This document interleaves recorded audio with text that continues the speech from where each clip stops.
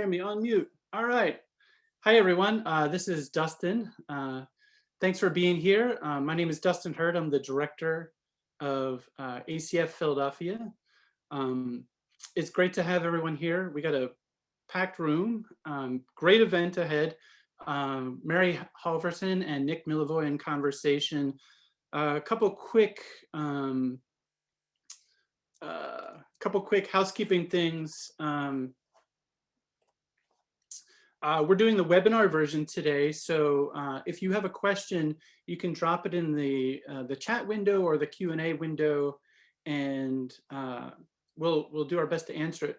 We'll also have a Q&A section at the end of the towards the end of the talk today, around 6:15 or so, and at that point you can put in your question via chat, or you actually can raise your hand, your virtual hand, and you can ask your question to Nick and Mary via your own audio, your own voice.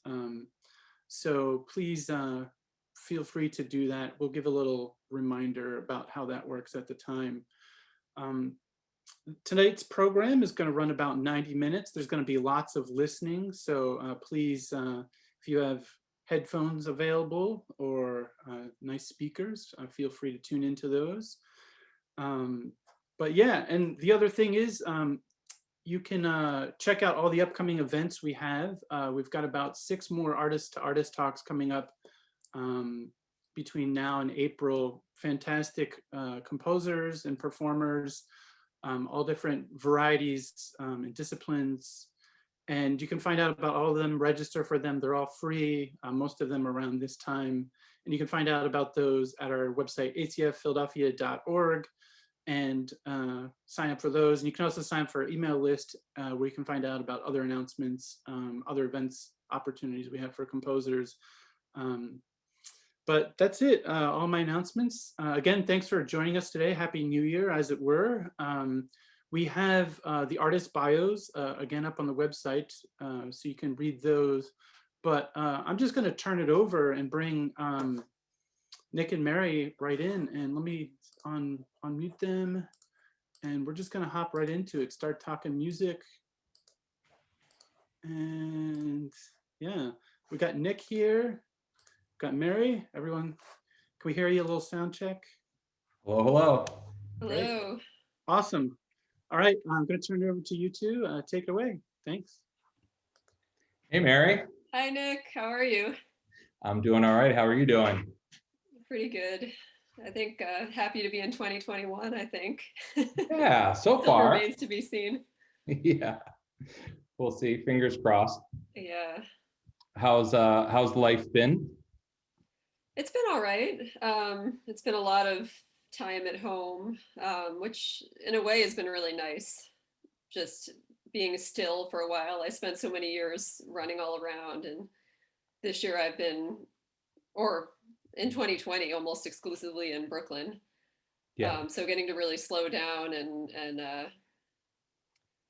do a lot of practicing, composing, cooking food, hanging out. So it's been a weird year, but you know, I'm trying to see the positive, and yeah, it's been all right. How about you? The same, you know, I spent a lot less time in my car the past few months, which is really nice. And something that I've realized that for me, it's like so much of playing music has been about like driving everywhere.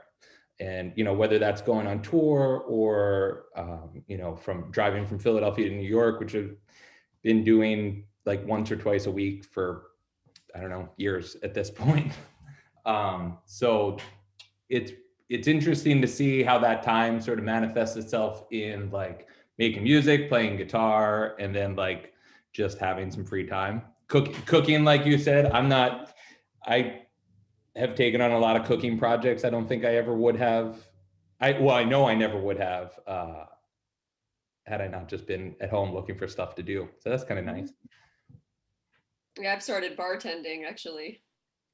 Yeah. I have a whole bar. My downstairs neighbors are my only customers, but it's been going well. Nice. Yeah, it's nice to see, you know, neighbors are really important. It's nice to see who's around. And my neighbors have inspired me to bake, which I've never baked a cookie or anything before, but my neighbors had a baking party, like instead of a barbecue, we all hung around their fire in their backyard and brought baked goods. And so I had to like put up or shut up and kind of got into it. It's kind of nice. But I feel like there's something, you know, I never thought of that as a creative process, and I've started to get into it. There's like a creativity there that I don't know. It's like it's nice to find creative outlets that aren't just like sitting with the guitar. Absolutely.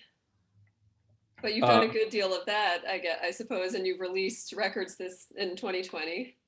Yeah, yeah. Well, you know, it's like such a funny thing. So many people have done so many recording projects over the course of the, you know, recording projects at home, making their pandemic albums and stuff like that. And I just had a lot of stuff that was unreleased that was already like planned to be released, and some stuff like the release dates kind of backed up a bit. So it seems like I've been a lot more productive musically maybe than, I mean, I'd like to think I've been just as productive as it seems, just in other ways. All my records are pre-pandemic records though. Have you been playing a lot? I've been practicing quite a bit, composing quite a bit. So I guess, yeah, mostly in a solitary way, but just one thing that's been nice is often in normal life, I have a lot of music to learn for various projects that I'm doing or performances I have coming up. And I haven't had much specific music to work on, which has allowed me to really just think about the guitar as a concept, and to get into some nuts and bolts, just exercises and kind of nerdy things related to just the guitar, just getting better at the guitar, learning the guitar neck better, and chords and scales and exercises. So that's been really nice because I've been wanting that time. And with Yeah. the absence of performances, which clearly has been devastating, but that's one thing for me that's been really positive, is just to get to breathe for a minute and sit with the instrument and kind of think about what's next and what I want to do. So yeah, that part of it has been really nice. Yeah, I definitely have gone through a few phases of like practice phases. Like now it's been so long without gigs that like I can sort of like start to break the time up differently. So like in the beginning, like in March, I just started transcribing a bunch of stuff. I started transcribing a bunch of like Charlie Christian solos and early stuff like that I never really took the time to dig into, but I decided that I wanted to like really, I'm really into thinking about like the history of the guitar and like having all of that in my fingers in a specific way. And so I thought like that would be a great opportunity. I'll go back and do all this stuff. But it's like then that phase sort of settled down, and then I got into like making weird recordings on my computer phase.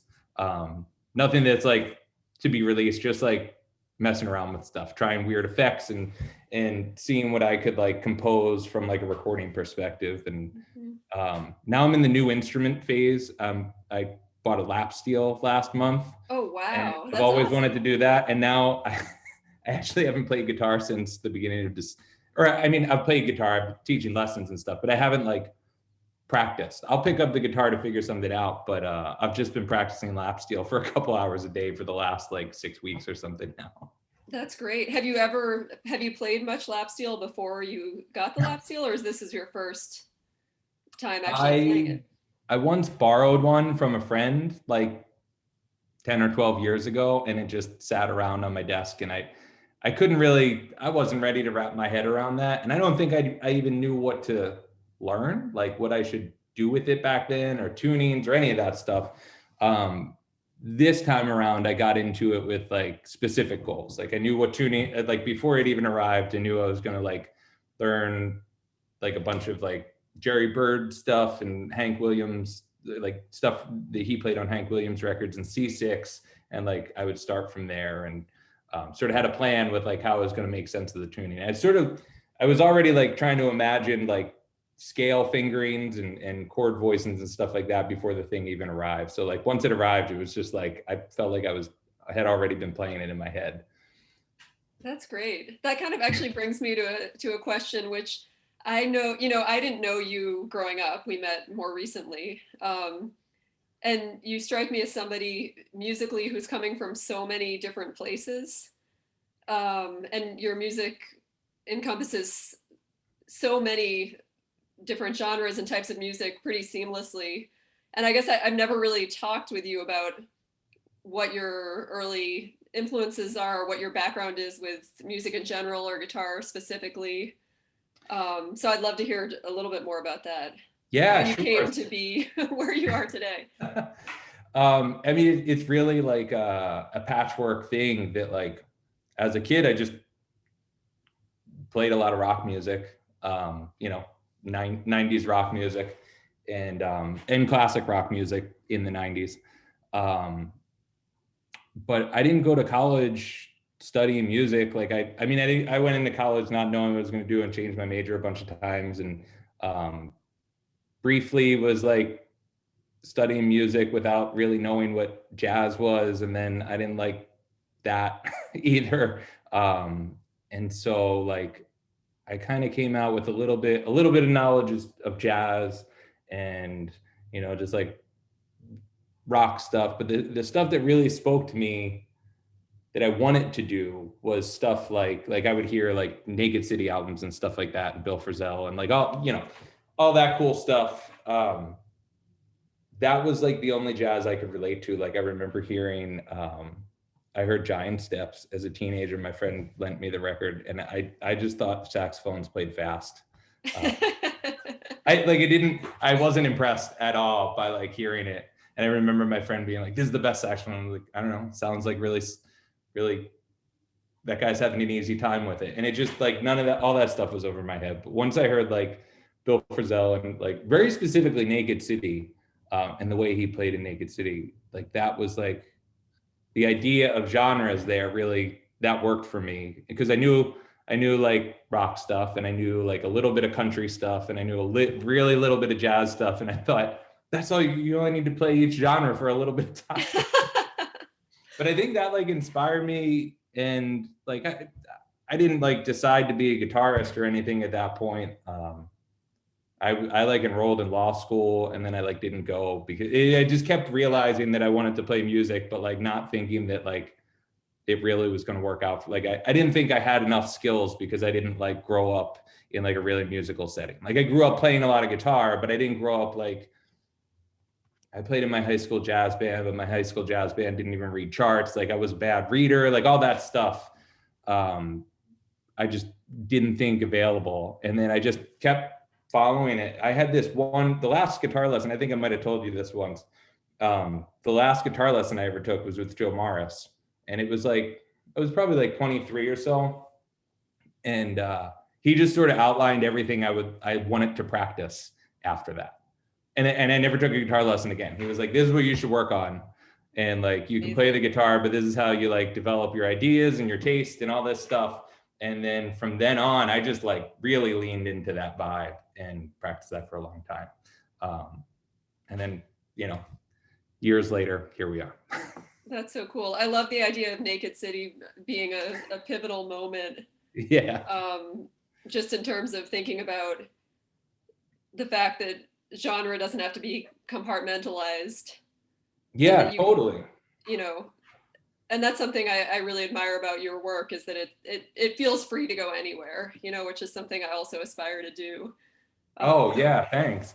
I mean, that's definitely like an aspiration, but it's also, you know, I think that for a long time, you know, in making records and starting bands and doing projects and all that stuff, I know for me, it took a while before I felt like what I was doing sort of coalesced into like having my own voice in any way or anything like that. I just felt like everything sounded like each band I was in would sound like a different guitar player playing. Like, here's my rock guy, and here's my klezmer guy, and here's my, you know, all that stuff, where like eventually now I can look back and see that, you know, I'm defined by my own limitations, I guess is a nice way to say it. But you know, that's definitely been a thing that I've spent a lot of time thinking about. Now, to flip the question, I feel like, you know, I remember the first time I saw you play would have been like maybe like 2005 or 6 with people. And, you know, that's like such a specific side of your playing. But even like after that, you know, I've been following your music since then. That was actually a really important show for me, because that was the first time I saw you. And I just went to that show. Had never heard of you before. I had never heard of Kevin before. And Was it's that like, in Philly? yeah, Was that the Avant Gentleman's Lodge? yeah. Yeah, I remember. And like the other band that played, like that was the first time I met Jesse Moynihan and all these Philly people who like ended up becoming my friend. That was a really important thing. But like, then I, you know, following your music after that, I feel like you've had like such a defined like course since then, that your sound has been strong since like you've been young. Like I can't picture you sounding any different than you sound. And maybe you could talk a little bit, like how did you end up sounding like yourself?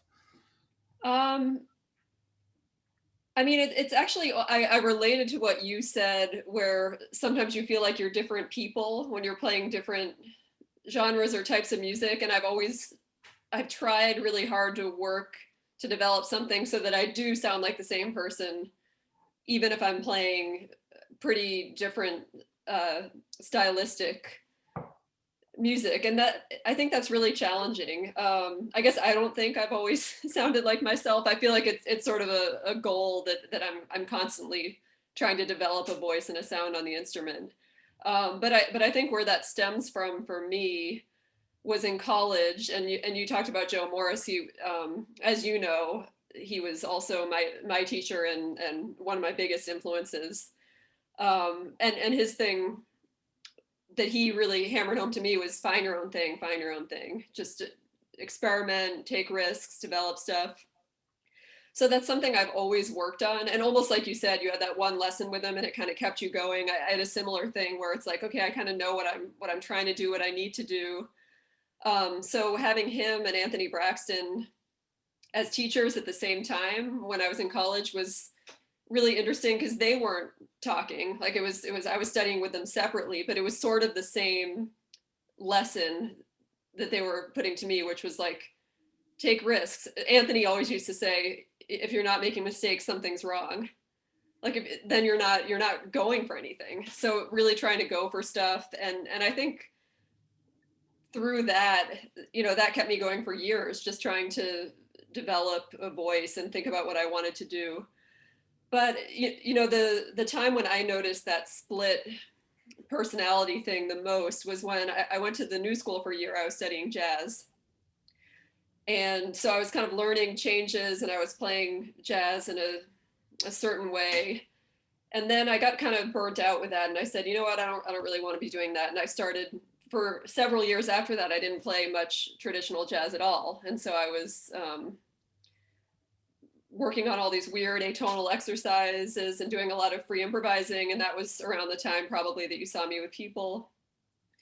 And then several years later, I wanted to come back to playing jazz a little bit.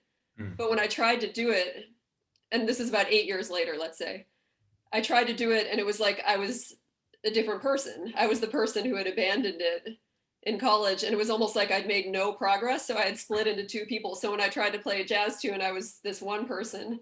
And when I was doing the more experimental stuff, I was another person. And I spent a few years after that trying to bridge that gap. So it didn't, because it just felt wrong. It felt like I had regressed, you know, but to try to integrate those two things so that I could use some of that jazz language and melodic and harmonic material, but still try to do it in my own way. And I think that's something I'm still working on, because I actually still work on, in my day-to-day practice, I work on jazz standards quite a bit, mostly just as a way to get better at the guitar. But to try to have a sound develop in a way that it can traverse all these different terrains. I think it's really challenging. It's something I work on. Yeah, totally. I can relate to that idea a lot. Like the idea of like freezing your sound and then coming back to it years later and like not having progressed. A little bit different of a thing, but for me, so I had a band there was a trio called Many Arms for a few years. We were for 7 years, and we were always trying to go on tour and always playing. And that was really like my main focus was that band. And I feel like that was the way that I learned how to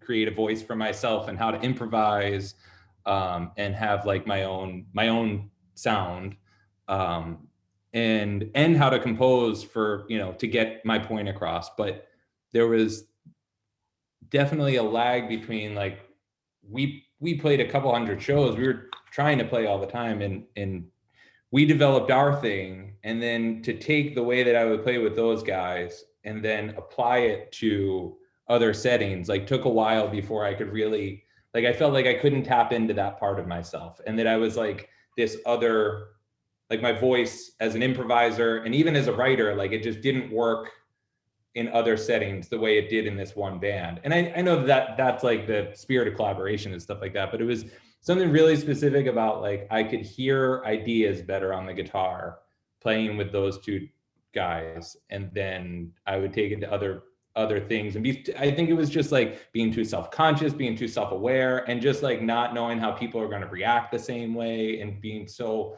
in that I felt like I had to learn in that setting, but then like eventually figure out how to play with other people the same way.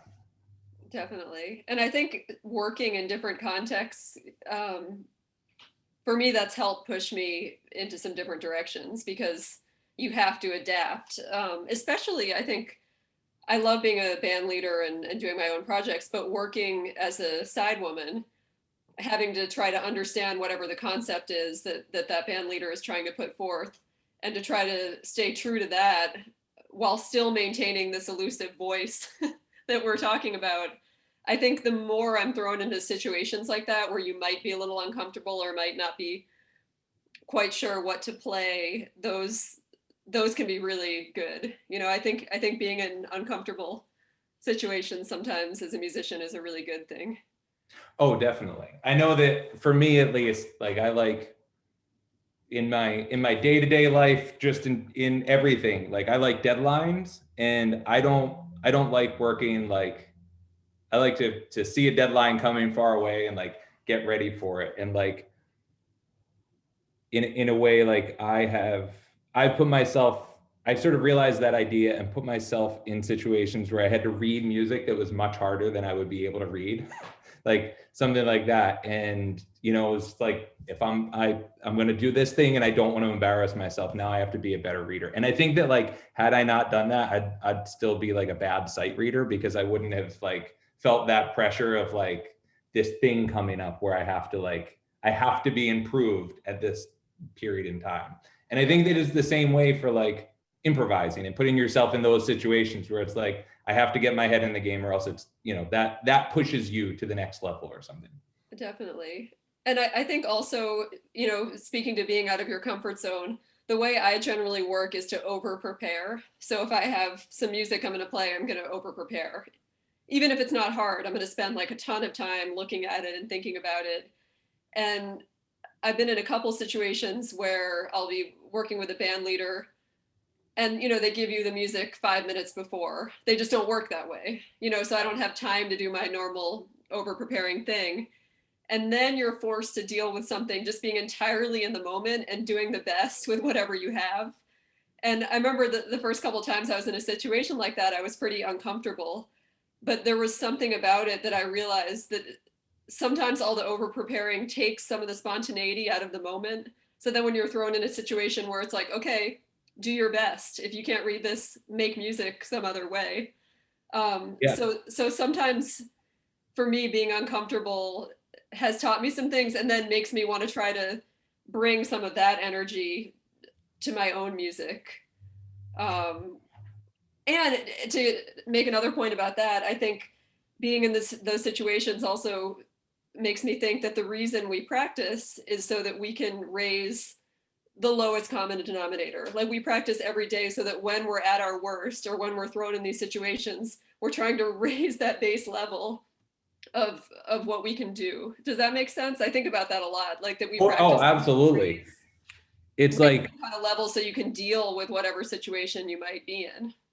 yeah, you have to tune, like when I'm talking to students about this, I say it's like you have to tune your intuition. Like your intuition has to be good enough that when you're like playing on a stage or something and you're like really hungry and it's raining or something, well, I guess that's just for outdoor things, but like, you know, the worst case scenario that like you still sound kind of okay and you're not like totally embarrassed. Exactly. And that you're going to be in a lot of those situations. Yeah. Where something goes wrong. Something's always going wrong. So, you know, or you might feel terrible. You know, I'm thinking about concerts I've played with migraine headaches or food poisoning, or it's just like, okay, you're going to do this concert. So just deal with it. And, or just, you know, you just feel off a certain day, but the concert's happening. And so having that feeling where you've got to put 100% in and just trust that whatever the bottom line is going to be okay. And I think actually, speaking of students, one of the biggest problems students will share with me is just being super self-conscious of having a voice in your head saying, this is stupid, or this is too derivative of that, or that, you know, their own voices kind of get in the way. So that's something I, you know, try to work on too, is just turning that off, you know, just believing in it yourself without worrying about, oh, the audience doesn't seem that into it, or, you know, this is too weird, or this is too whatever your voices are saying, just turning those off in the Yeah, moment. that's such an important but very difficult lesson to learn. I feel like that's something that I still have to make sure I think about when I'm playing. Like, don't judge the thing in the moment. And I feel like I've gotten better at that for sure. But like, it's been, I can't say for sure because I haven't played a gig in a long time. But like, I definitely like, I feel like I've conquered it, but I do feel like there are times when I'm playing and I just think, oh, this really doesn't sound good, or like, oh, I really can't hear myself. And like, it doesn't matter if I can't hear myself. Nobody else knows that I can't hear myself, or nobody else is hearing this the way that I just can't judge it right now. It's just not important what I think of this. Yeah, it's like you have to trust that it's coming across and you're doing your best, and that's kind of all you can do, I think. And that kind of goes back to that intuition thing. It's just like, well, I practice all the time. Like, this is, I'm playing in an intuitive way, and I gotta hope that this is just like the way that I sound. Exactly. And playing something you believe in, rather, you know, I think you're playing to an audience, but you're not playing to please an audience, I think. Or you're also not playing to antagonize an audience. You're just trying to present whatever it is you believe in and you feel strongly about. And again, hope that it comes across. And knowing that, and that's another thing actually with a lot of students, they're really worried that people aren't going to like it. Yeah. People aren't going to like what they play. And I always say, you know, tons of people aren't going to like it. That's just the reality. So many people aren't going to like it. So you have to do it because you like it. You know, and then a lot of people really will like it too, but you also can't care too much about that. You can't get too caught up in it either way. And I think that's the part about just working on developing your own trust in that you're at least into what you're doing and going for something that you believe in. And yeah, and it's important to remember as you get more esoteric with your music, it's like you go from like people might not like it to a lot of people won't like it to you might get into most people won't like this. Yeah. I would say it's safe to say, like, a general public, if you just surveyed random people on the street and played them my music, most people probably wouldn't like it. I think that would be fair. Yeah, I think that's like a very liberating thing to embrace, though, because then you're doing it for the right reasons. And you know, I definitely care if the other people playing the music like it. Oh yeah, for sure. Like, I want the band to like it, because I don't want them to suffer through playing something that they don't want to play. Oh yeah, which also gets into choosing who you play with. Absolutely. You know, and I see this also going back to students. You know, students will be randomly placed in these ensembles, maybe with other students that they don't know, or that they like really different types of music. And then, you know, that's the worst, because then they'll get really insecure, or there'll just be a clash about what they're interested in. And the great thing about not being in school is you can choose. I mean, sometimes you can in school too, but like we have total freedom to choose who we want to play with and who we want to work with. And that's something I think about is I pretty much play with my friends, and I play with people that I know have really positive vibes and that are fun to work with. And I know they're going to put 100% into it. Because it's, you know, my tolerance for bullshit with musicians over the years has gone way down. And there's just no need. There's so many great musicians that are also fun to hang out with and great to work with. So I've kind of made it a point to only work with those people. Absolutely, yeah.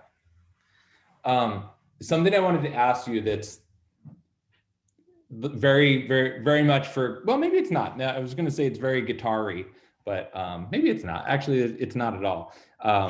But something that I like to ask people when I'm like doing interviews for guitar magazines and stuff, but I don't think I've ever, even though I've interviewed you a couple of times, I don't think I've ever asked you, which is, but I think you can learn a lot from people by knowing what they practice and what they like to practice. And obviously you mentioned practicing and you like to practice a lot. Like what are you practicing right now? Or what kind of practice routine do you have?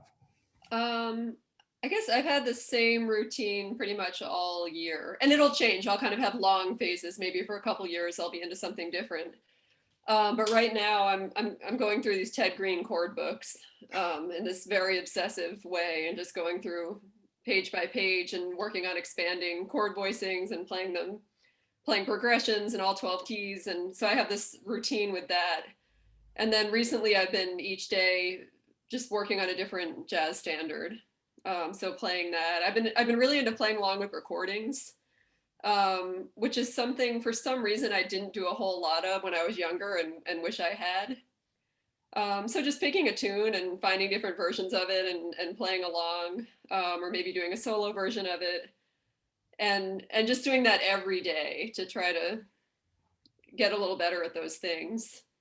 And yeah, that's the bulk of what I've been doing, and then some composing.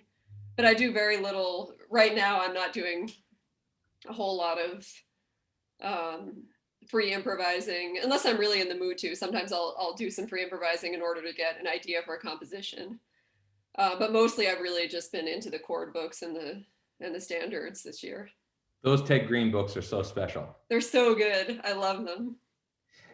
I've never gone through the Ted Green books like page by page like that though. I've just like opened a page and like done a couple things and then just like sat with it. Yeah, that's the thing. A lot of these exercise books are really overwhelming. So that's why I'm trying to actually go through, because that is what I usually do, just find a random page, but I'm trying to have some kind of a methodical thing where I go through and like circle voicings I like and then try to work on those. Yeah. What have you been working on? I guess you haven't played guitar much this year, but you're working right, on yeah. lap steel. But my lap steel thing, at first it's like it showed up and it was like, I know like what I'm trying to get to. And then I just realized like I teach guitar lessons every week. Like I know how to teach myself this thing. It's a guitar, but a little bit different. And I just, I'm thinking of teaching myself how to play a lap steel in the way that I have learned alternate tunings and stuff like that before. Like Mick Barr once wrote a piece that Dan Blacksburg and I played for us to play, where he wrote it in cello tuning. And like, that felt like, I mean, the technique was the same as a guitar, but I went and learned cello pieces to get familiar with the tuning, even though he actually tabbed it all out, and I ended up reading the tablature instead of reading the notes. But I went and learned cello pieces, and like, I don't know how good I got, but learned some Bach cello, like learned one of the Bach cello suites and guitar cello tuning. So right now I'm basically doing the same approach with the lap steel, just sort of like thinking about the way I teach students chord voicings on guitar and teaching them to myself on lap steel. I mean, there's tons of videos. I can watch that stuff pretty easily. But then like the stuff that I would just like all year, I've gotten into like learning things by ear, but not transcribing them, because I think that's been like a different experience, that I'm so like my method of practice is often tied up into like transcribing things. But I think that it's been easier to force myself to remember things and not transcribe them and not have the page there as like a little bit of a crutch. So like with guitar practice up until this lap steel came, I had been learning a bunch of stuff that I was just trying to learn by ear. I got really into, nobody's ever going to hear me play like this, but I got into just figuring out how to sound like, I don't know if you've ever listened to these Azeri guitar players from Azerbaijan. It's a whole thing of really cool guitar playing that sounds like nothing else. And just like transcribing some of those melodies to just have in my fingers, like, you know, now I can play a couple of those. And before that, I had been learning some Rebettica tunes. So now with the lap steel, I'm just doing the same thing I've been doing on guitar, but going to Hank Williams songs and some Hawaiian songs and just trying to learn them note for note and play along with the recording and imitate it. And then, you know, just do that. It's kind of liberating. I started doing all this transcribing because I got a little sick of hearing myself play the guitar other than writing. Like I still am composing a lot, but like I think of that as like a different thing. So it's like outside of something where I'm intentionally composing things, I got a little sick of hearing myself play guitar by myself. Yeah, I know the feeling. But I would love to hear some of your music. I mean, Sure. I've been listening to this.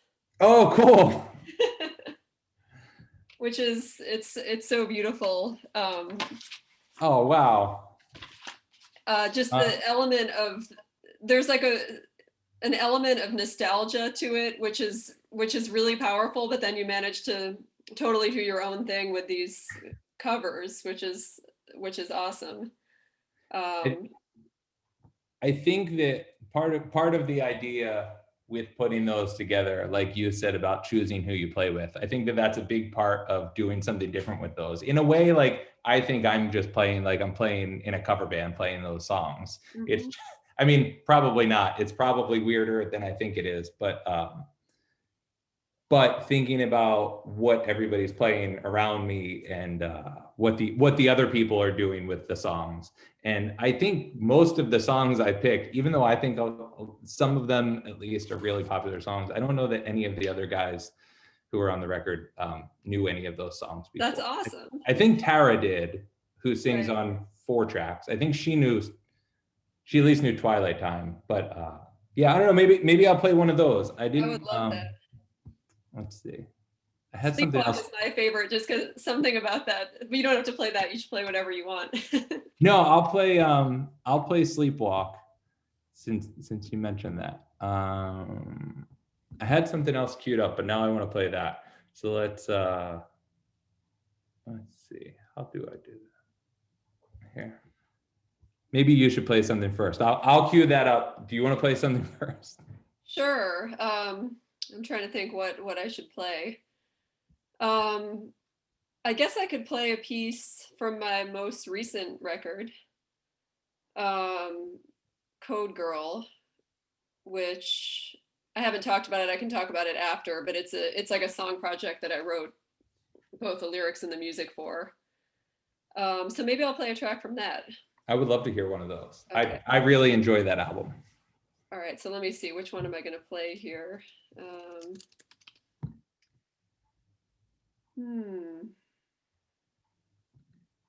Okay.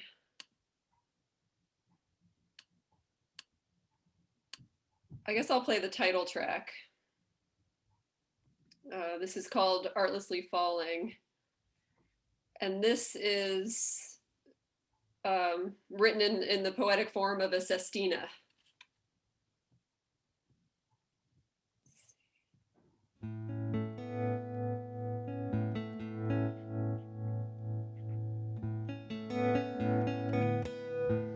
Artlessly falling through overstretched arms, delivers a night underground, a hole. Ice will splintered smiles around your grave. Ice sparklers devouring the southern cross.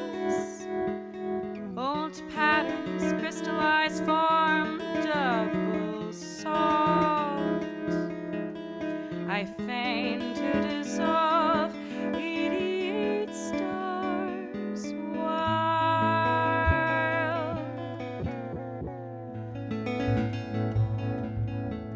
Cards leak our future decidedly wild.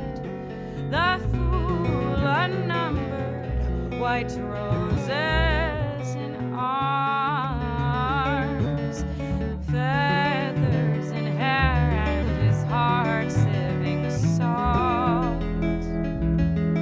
I grip my reveal, an ace in the hole. The hierophant hoisting a triple cross, two fingers skyward in homage to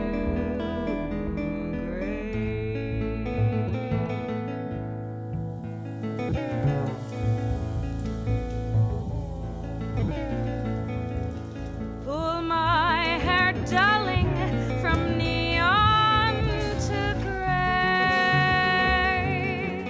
totaling childish fancies gone wild.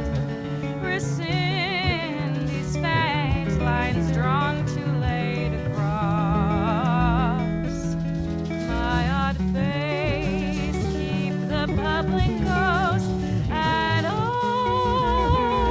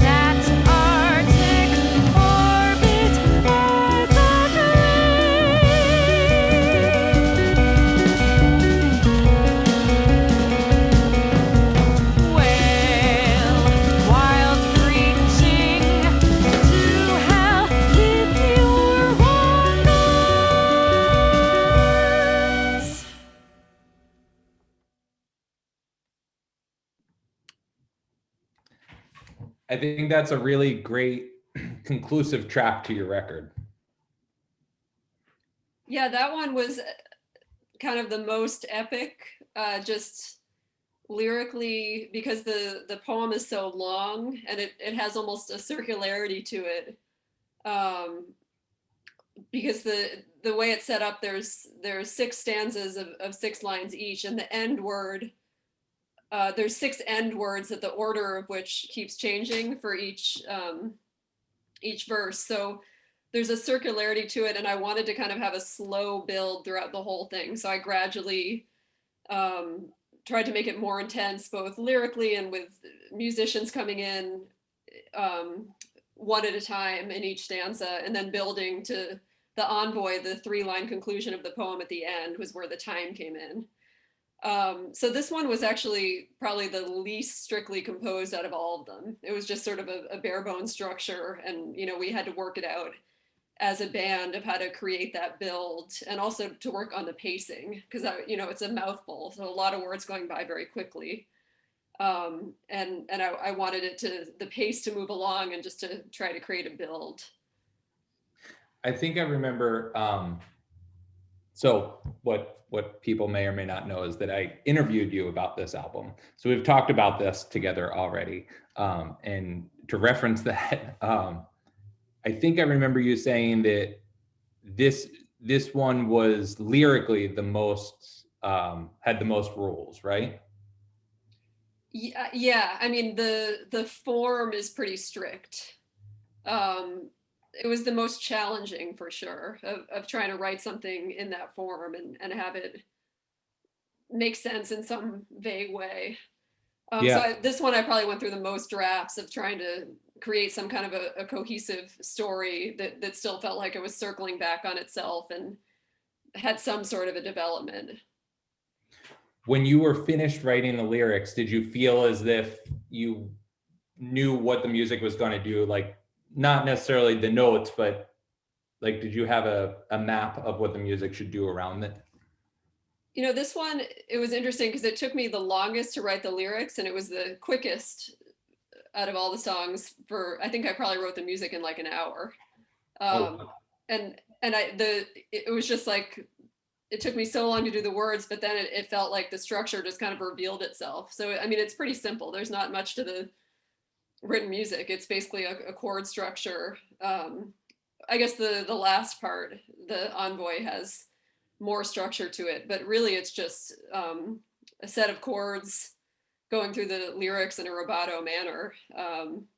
And it's really pretty simple in terms of the musical part of it. So that was interesting to me. I almost found that it was much harder to write the words, but then once they came, the music almost seemed obvious to fit with it. Yeah. As much as that, like, on the other side of the obvious thing is that, like, when the time comes in, it's like I've committed to it being this rubato thing, and then the time comes in, it's totally surprising. Like, that part is, like, as a listener, is very not obvious and surprising, and then the end is real surprising too. It's just like the way it stops. I love that, and I love that that's the final track on the record. Yeah, I always spend quite a bit of time. The order of a record is important, right? Even though most people are just listening to MP3s on shuffle now or whatever. But when you're making an album, and I'm sure you can relate to this, you still want to have some kind of an order, thinking if someone puts it on, they're going to listen to it in this order. And it's the same thing, like when you have a record that you love, that you've listened to a bunch of times, you kind of anticipate what song's coming next. You know that feeling where a record you love, a track ends, and you know what's about to happen. And so, it's something I care about, trying to have a good, especially the start and the ending of a record. But I did think that was good because the ending is pretty abrupt, and after that long build, it was partly that I felt it was a good ending to a record, and partly because it would have been hard to follow it with something else after you've built something that much. So I thought it made more sense to go last. Yeah, definitely. It adds a drama to the whole narrative of the record. Cool. So I have Sleepwalk queued up now. Yay, okay. I should play that, I guess.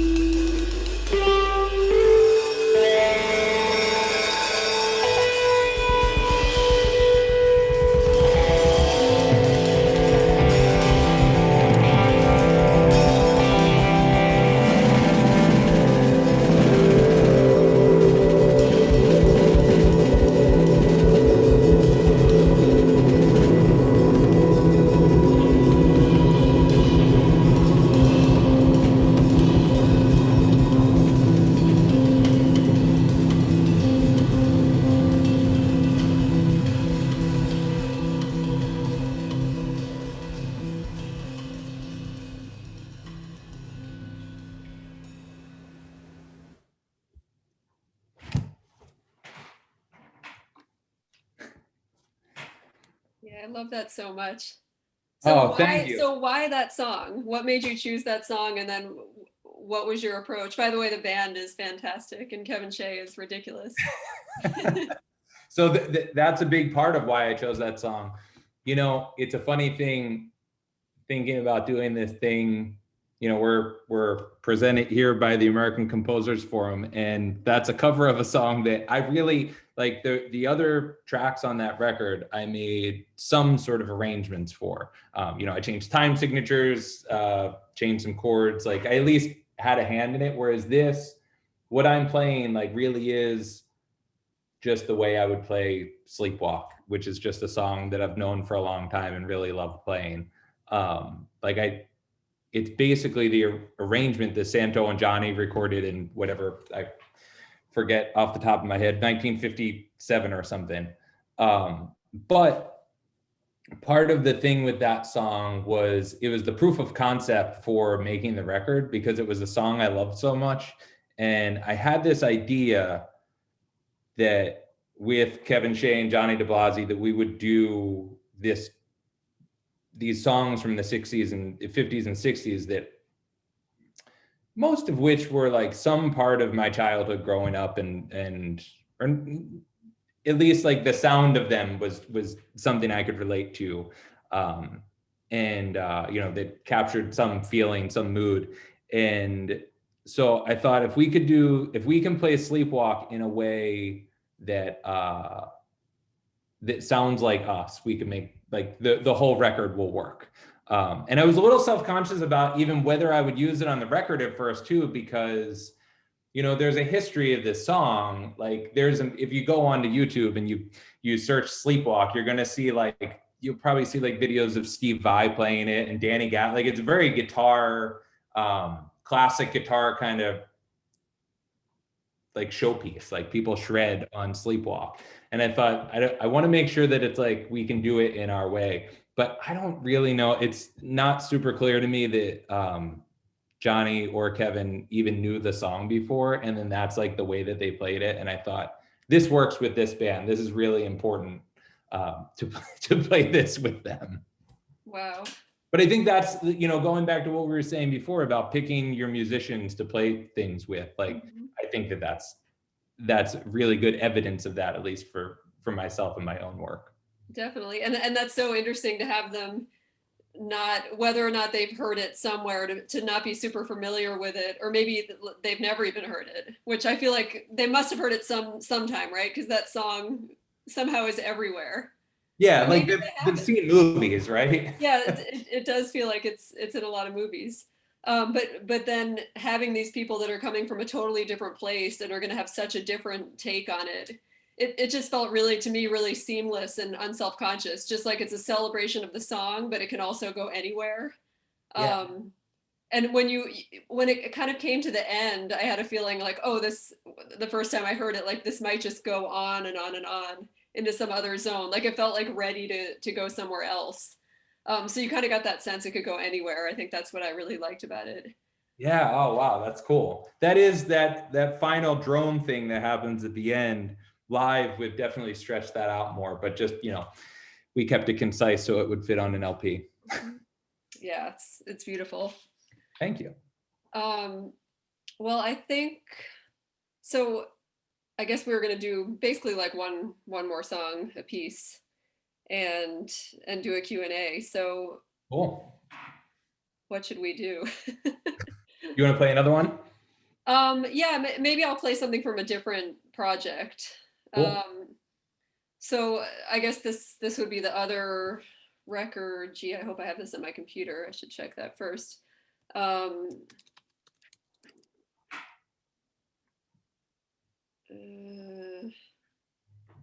yeah, good. So another record I released in 2020 is with the collective ensemble Thumbscrew that I have with Toma Fujiwara and Michael Formanek. And this was a tribute to Anthony Braxton. So we did talking about covers, I thought of this because you did covers. This was a record of covers of Anthony Braxton music, but mostly previously unrecorded. So going back to pretty early Braxton, a lot of this stuff maybe it was from the 70s. A lot of it hadn't been recorded before. So and similarly, it's a guitar trio, right? Or guitar, bass, and drum trio, that we were trying to do our own thing with it, but still honor the composer and the song. And so we went through and chose these Braxton compositions. So maybe I'll play one of these. The question is which one? Let's see. Maybe I'll do this. So this was a song of his, which we didn't have much information. We had the scores, and then some of them had composition notes. So this one, almost the way it was described, that Anthony Braxton described in the composition notes, it almost had like a swing big band kind of feel to it, or it was inspired by a lot of that music.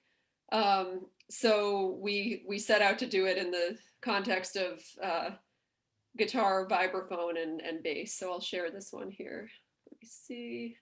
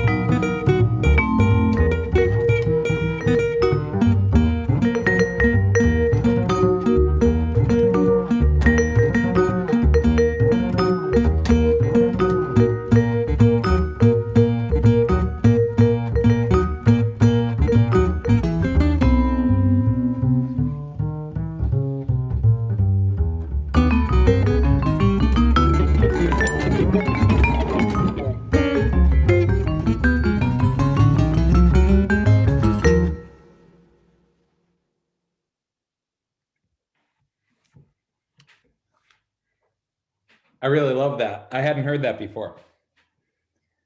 Thanks. Yeah, that was an interesting attempt at a cover because we didn't have any prior version to base it on. There was no other recorded version. Oh, wow. So a lot of this was guesswork. You know, what was the intention of his piece? So we had the score and we had his notes, and just trying to honor what we felt he would have done with the piece when he wrote it in the 70s. But then also, as you were speaking to earlier, having a pre-existing band that has a sound and has recorded many records together, and trying to have that come across as well. So it was challenging, digging in, and we did a whole record of it. So there were, you know, maybe we started with 14 or 15 Anthony Braxton compositions and ended up, I don't know, maybe we recorded 11 of them in the end.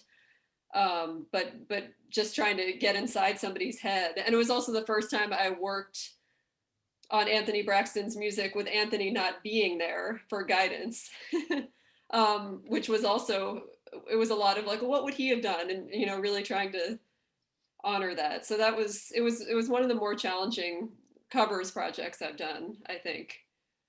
Yeah, it's really cool to hear, like, his personality is such a part of it. And I think that you all like play it in a way that makes it sound very much like Braxton's music, but sounds so much like Thumbscrew, that like really just from that first chord, you like do I think you're doing like a pedal whammy thing into that first chord, or maybe you're sliding up the neck. I think I had a slide. Yeah. At the Oh, yeah, beginning. an actual slide. Yeah, it sounds so cool. Like right from the get-go, it's like, I've never heard Braxton's music sound like that. And I was like in from beat one. Cool, thank you. I guess I'll play one more right now, and then that way we'll have some time to take some questions. I was between two tracks that I was going to play. One, just because that record came out on Cuneiform, and we have a Desertion Trio record that'll be out in a couple months, I guess in April on Cuneiform. Oh, great. But the track I was going to pick from that is kind of long, so I'm just going to play something else. I'm going to play, this is a song from my record that I released in December called Streets of Philadelphia. And I'm going to put, there it is. Yeah. I love this. I should just say I'm plugging all your stuff, but you released it with this book, or you have this book, which has all of the charts, which I just think is so cool. Because when I was listening to it, I was actually doing the nerdy thing of following along. Oh, that's so cool. I'm so glad. You know, it's like, that's a thing that I've wondered. Will anybody look at this the way that I intended? So it's so cool to hear that you've done that. Yeah, and just also they're beautiful. Just you know, to see, and I love that you've done all these, but one thing that I thought was really cool is you really say, you know, you want other people to play these, but you've given very little instruction. Like there's no tempos indicated, for example, or dynamics or things like that.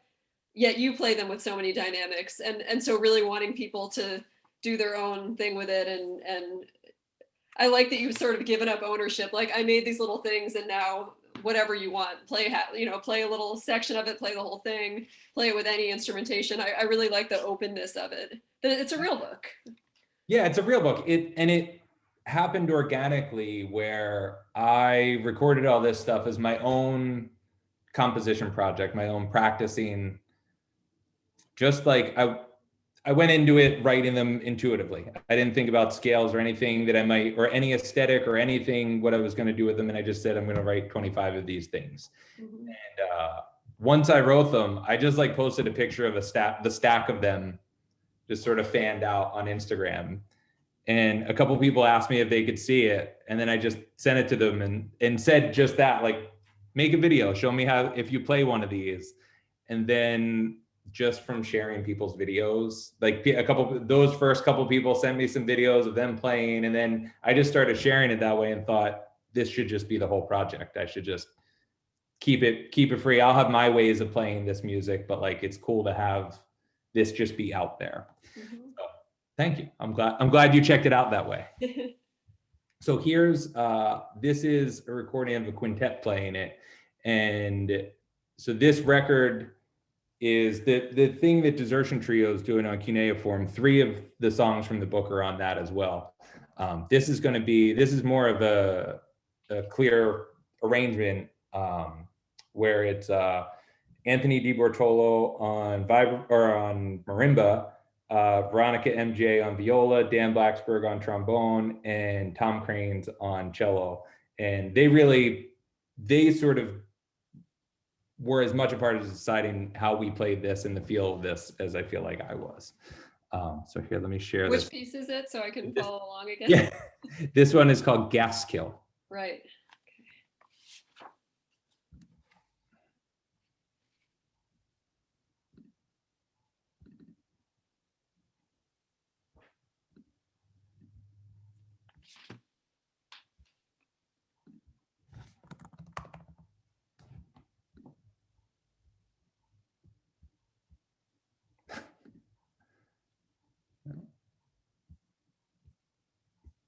Sorry.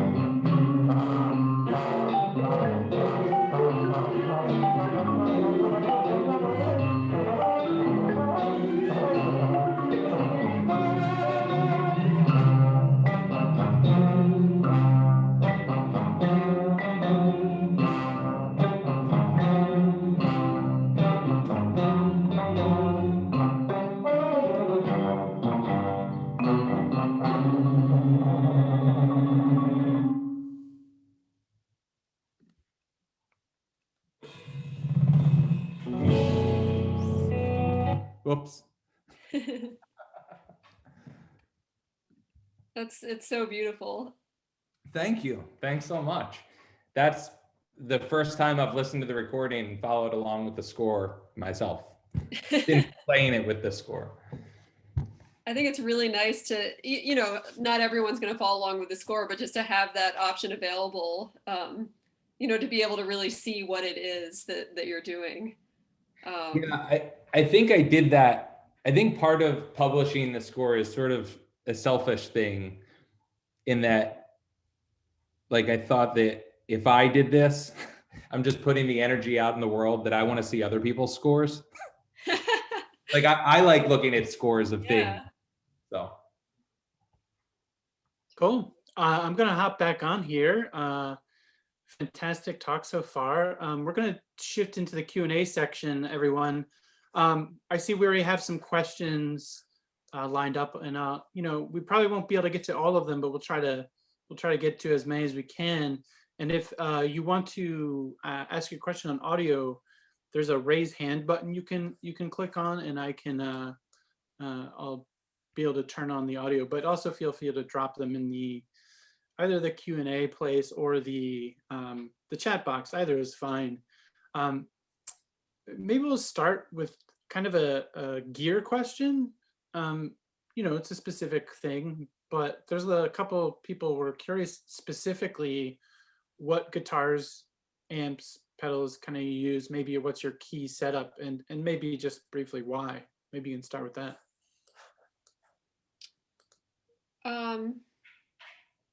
Okay, I'll start, I guess. I'm not a real guitar nerd or guitar collector. I basically have two guitars that I play. One is a Guild Artist Award from 1970, which is a really nice hollow body art shop guitar. I just love the sound of it. I've been playing it for 20 years. Haven't really found a guitar I like more, except for my second guitar, which is a custom built guitar by the luthier Flip Scipio. I have it right here. I can show it. It's a really beautiful instrument, which actually sort of mimics the sound of the Guild, and it has this cool F-hole on the top, and it has a little bolt in the back so that the neck can come off, and I can put it in a suitcase and travel with it. So this is the guitar I travel with. If I'm flying somewhere, I can take that guitar. It makes things a little bit easier. So this guitar hasn't been out of the house for about a year. And they both have the same pickup. It's a vintage DeArmond pickup, which gives it a really nice warm sound. So that's something I like about both of those guitars, is just the kind of a warm, clean sound. I can get a pretty good sound out of most amps, although my preferred amp would be the 1966 Fender Princeton Reverb that I have. And then, yeah, just real quick, a few pedals. Line 6 delay pedal, that's where I get that pitch bendy sound. And I have an expression pedal and Mission Engineering foot pedal for it. And I have always use a volume pedal. And then a couple other, I've been using these Moore, M-O-O-E-R, these little mini pedals. So I have like a rat copy distortion and a tremolo and an octave pedal, and that's basically it for me with gear. Elixir strings, I love Elixir strings. do you use acoustic or electric strings on the Flip Scipio guitar? Yeah, I can show you the strings. They're these coated strings. So some people don't like them because they almost are like they're almost slick, but I really like them. They last a really long time. They have like a really warm sound. So they're coated strings, so they're a little bit different. But I use those on, you know, they're electric guitar strings. I use them on both of my guitars. The only strings I've ever really been able to play, the only strings I like. Yeah. For my guitar setup, mostly I use I have a Jazzmaster style guitar built by Creston Lee from Burlington, Vermont. I also have a Telecaster that he built for me. Both of those guitars I could talk about for a while, but they're just special because Creston made them, and he's a real whiz with Fender style stuff, and I mean much more than that, but that's what I got from him. My Telecaster though has the wood is made from it's made from wood that was a pickle bat from it was a 150-year-old piece of cedar. That's sort of the thing about that guitar that's really cool. But I kind of play the Jazz Master the most, and that has really nice Lawler Jazz Master style pickups in it. Sometimes I have a G&L Legacy that's a Strat style guitar that I've had since I was 13, and I still pick that one up at home, but that doesn't come out on gigs as much. And then I have an acoustic guitar made by Creston's former next door neighbor, no longer next door neighbor, but I guess I really like guitars from Burlington, Vermont. It's a Iris. I have that one close by, and it's sort of a Gibson LG style, small body acoustic that hasn't made it on too many recordings yet, but this is the guitar that I probably play the most these days because it's the one that sits next to my desk, and I've been playing a lot of acoustic guitar, but the Jazz Master is really the one that I feel like is like my guitar that I play all the time. And then I play that for my amp setup. I mostly play out of a 1949 Fender Tweed Deluxe. I also have a 50s Ampeg that right now is what I'm playing out of, but it doesn't really come out on gigs that much. And then I think sort of the coolest thing about my setup, or the secret of my amp setup, is that I have this Fender Tube reverb unit that I learned recently is a special circuit and is over my head what is exactly going on, but somebody hand wired it. So I have that. And then my pedal setup, I keep it pretty simple. I intentionally use a very small pedal board so I don't have too many options to like mix stuff around. But I have, right now, my general setup with it is that I have a Klon KTR, a tremolo pedal, and then this Red Panda tensor pedal that is like, it's really hard to describe, but it does a lot of crazy sound stuff. I wouldn't really know the best way to describe it other than it's very glitchy and does a lot of cool stuff, automates some stuff for me. And then some delay pedal, I have a couple ones that I pick from.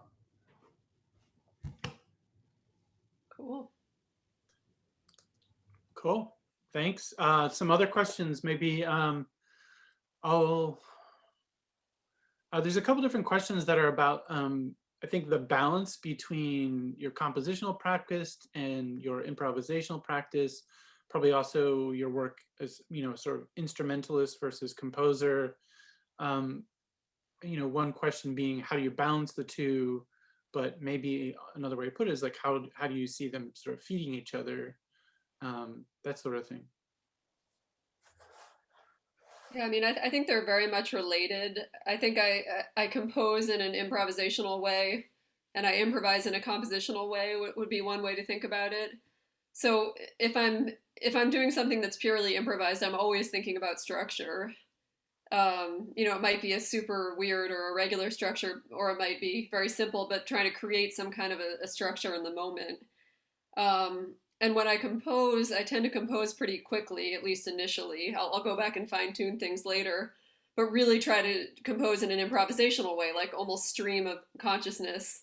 We were talking earlier about shutting down voices telling you not to do things or whatever, just trying to get something down quickly so that you get that sort of improvisational energy into the composition. So I definitely think about them as related.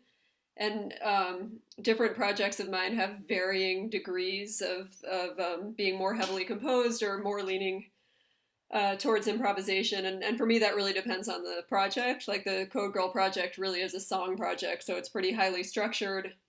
And there is improvisation, but it's all within a pretty strict framework.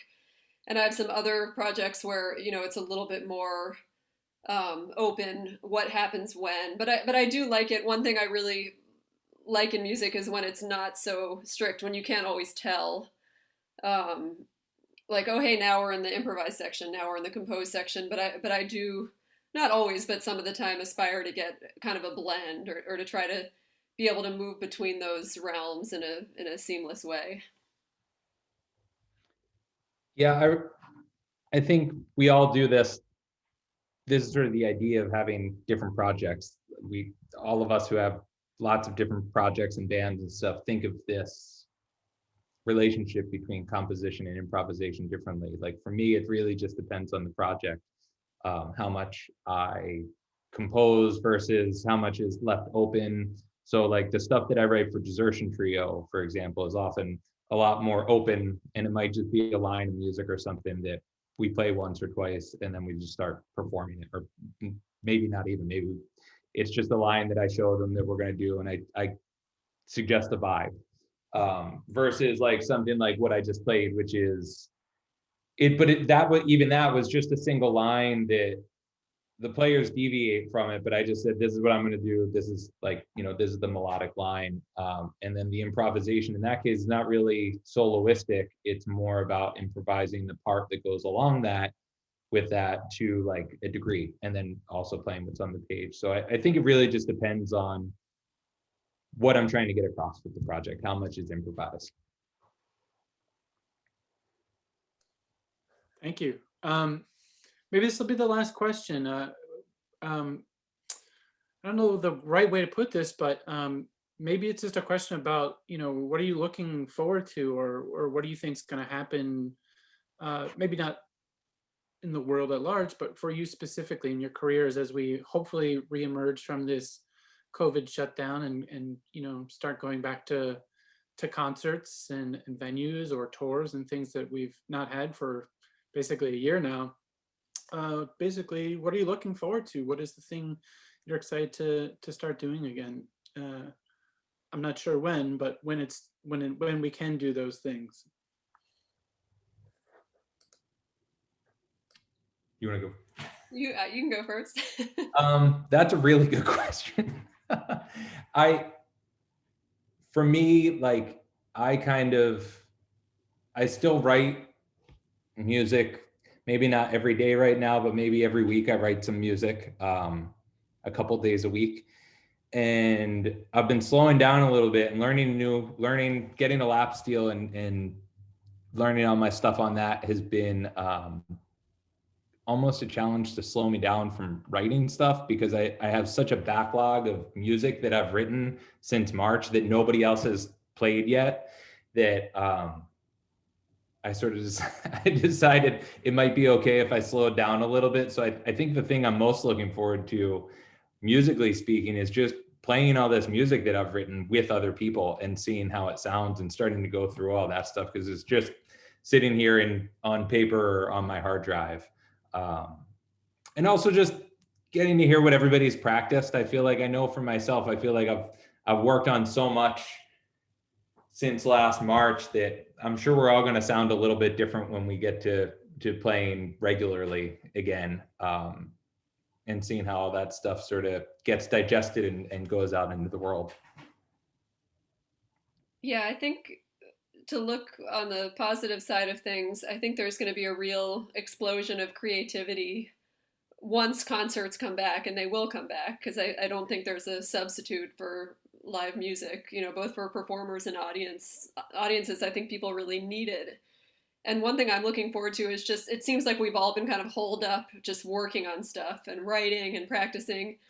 And I think when people get the chance to actually perform again, there's going to be so much built up stuff, and so many emotions. I think people won't take things for granted ever again, really just in terms of being able to go to a concert.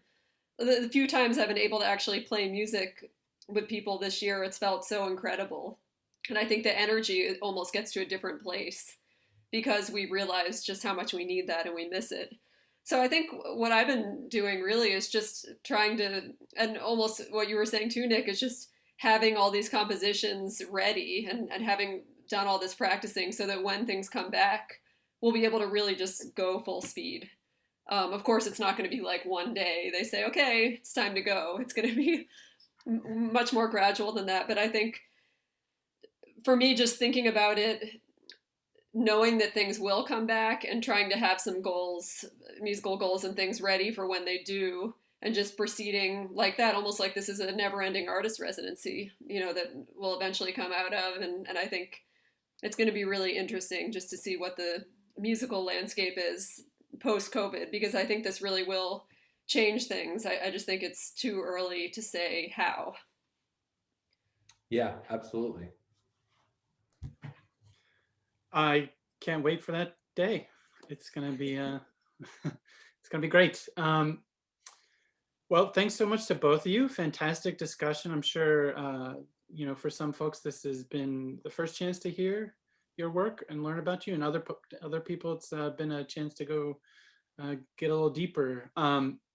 Thanks to both of you, and thanks to all the folks that have joined us.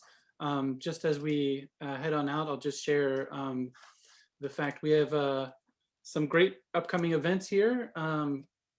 Fantastic composers, all sorts of genres. Check out our website for the times of those. They're mostly in the afternoon, but there's a couple that are earlier and a couple later, but check those out. And if you're not already, you can go to our website and all of our socials there. But once again, thanks for joining us tonight. we'll hopefully see you at the next talk, and hopefully eventually in real life. All right, good night, everyone. Thanks. Thanks so much. Thanks for Thank having you, us. Bill.